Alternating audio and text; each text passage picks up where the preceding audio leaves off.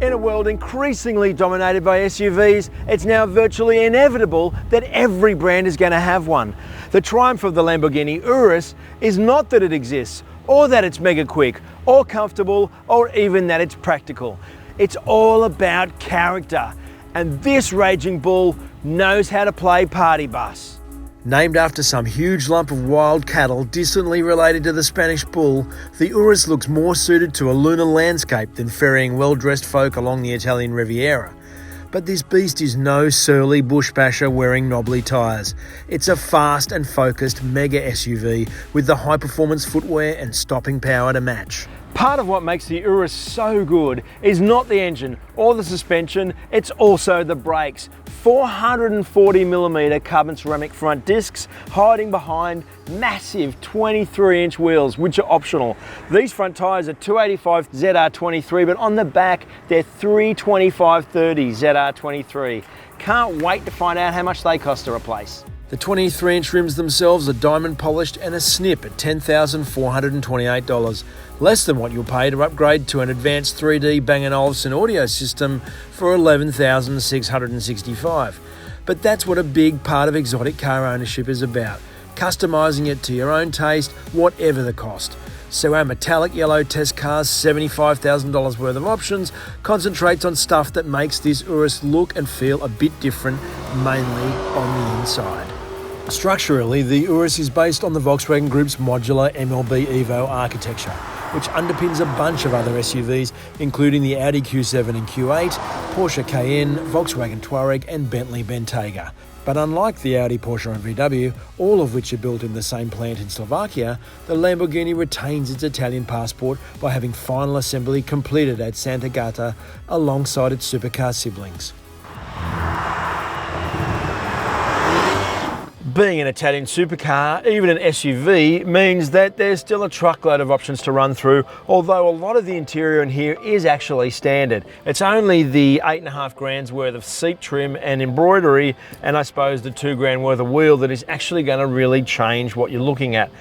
And much of what you're looking at should be familiar to anyone who's been in an Audi A8.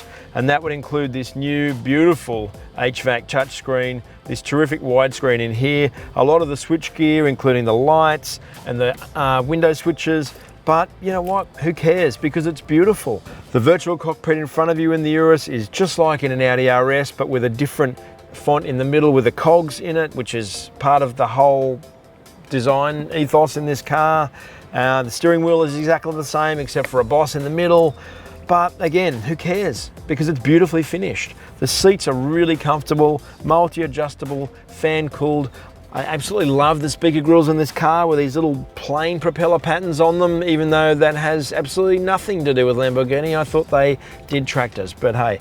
And this lovely Alcantara suede roof lining, you know, you're paying, in this case, nearly $500,000 for this car, not including on-road costs, and you feel like you're getting an element of the quality of that.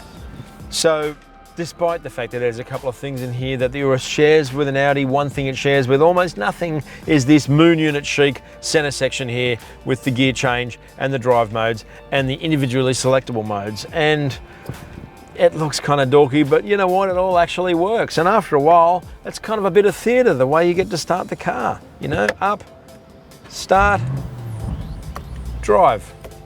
Easy. Here's something I thought I'd never say. I'm sitting in the back seat of a Lamborghini, and not the LM002 SUV of the 80s or the Espada from the 70s, but the Urus. And it is luxurious in here. We've got a 3-position backrest. We've got an armrest in the middle with cup holders. You've even got a ski port here that comes through to go to, you know, the Swiss Alps, or I imagine that's where you'd be going.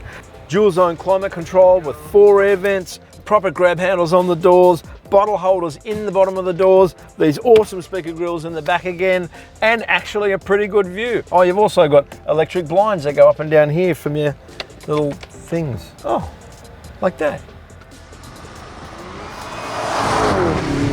My first impression of being in the Lamborghini Urus SUV is just how smooth, and I suppose perhaps how Audi Q8-ish it is, in that it's just a really suave, comfortable, refined SUV. It doesn't have that animal that the supercars have, but bringing it out on a curvy road like the one we're on now, amping this little lever up to Corsa, cranking this engine to 6.8, which is nothing like 9.5 like a Lambo V10, but hey, we're all about torque and twin turbos here. And using the drive split in this car that can run up to 87% to the back just transforms the Urus into something that's amazingly fun and surprisingly chuckable, given that it weighs less than 2.2 tons, which is all Lamborghini's going to say. Because it actually is quite a lot of fun, like the G-force that you can manage in this thing, and the balance in the corners, and best of all, the power out of a corner. Get on the gas early, just feel that bum shift a little bit, just hooks into the ground and just rips ahead. About the only thing that I can complain about is that sometimes you go to grab second thinking, yep, I got more, subconsciously thinking, I'm in a Lambo, and you've got about 300 revs left before it hits the rev limiter at 6.8, which is when the V10 is only just starting to really warm up and get a bit nasty. The Urus shares its engine DNA with the likes of Porsche's Cayenne Turbo, meaning a 4-litre twin-turbo V8 punching out 478 kilowatts at 6,000 RPM and a stonking 850 newton metres from 2250 to 4,500 RPM. But the Lambo is much more rambunctious, ditching the Porsche's suavely seductive exhaust rumble for the sort of bark you'd expect from a Lamborghini SUV. Backed by an 8-speed automatic transmission, the Italians claim the Urus is good for 0 to 100 in 3.6 seconds and a top whack of 305 kilometres an hour, making it just 1k an hour slower than the world's fastest SUV, the V12 engine Bentley Bentayga. Look, I'm the first one to probably bag out the fact that people want to have a higher driving position and be able to see out of an SUV. I just don't buy it. I don't really agree with it. Yet, in some way, in the Urus, it actually really works. You can see the traffic up ahead, you can see corners up ahead, you just have this amazing view and that amazing sound, and it just somehow works. So practicality wise, the Urus has 4 steering, just like a Touareg, just like an Audi Q8, and its turning circle is fabulous, which is completely unexpected in something this tubby that has 22-inch wheels. And it's got a really good boot with all of those luggage, slidey, tie-down things that debuted in an A6 Avant years ago, but I'm not trying to bag it out by mentioning the Audi things, because they're the things that actually make it useful. Can you imagine if Fiat came and helped along and did that stuff? I think they'd probably snap the first corner, but hey, you know. So this thing can actually do stuff. Air suspension underneath, just like a Cayenne, which means that on the surface, it's mad bad and dangerous to know, and underneath, it's actually kind of cool and likeable and a little bit like Harry Butler, if anyone remembers who he was. I think he might be now dead, but hey, whatever. On the right here, we have Ego. Ego allows you to individually select what you would like the drive split to be, the steering to be, and the damping tune to be. So we've got Sportive for the drive split, which means more kick to the back like Sport and Corsa. We've got Sportive in the steering, which just means a bit more weight because the normal Strata mode has less full steering action, more steering lock is required to go into a corner, and there's less steering weight. And the final one is damping, and that's, well, painfully obvious. But you know, even in sport mode, even on 22s, the Urus with its air suspension is actually surprisingly comfortable. And that is a huge surprise. No one buys a Lamborghini to shrink into a crowd, and that's something the Urus will never do, especially in metallic yellow, because it's seriously huge.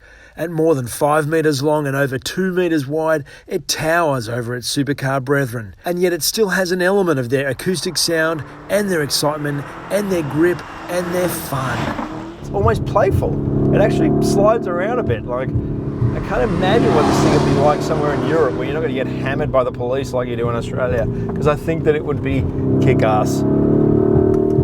If Ferrari does an SUV, and they will, and they said they have, then this is the benchmark. And to beat this thing, it's going to need to be bloody good. To be brutally honest, I thought I'd hate the Lamborghini Urus. On a superficial level, it's an overweight affront to everything that makes a supercar great.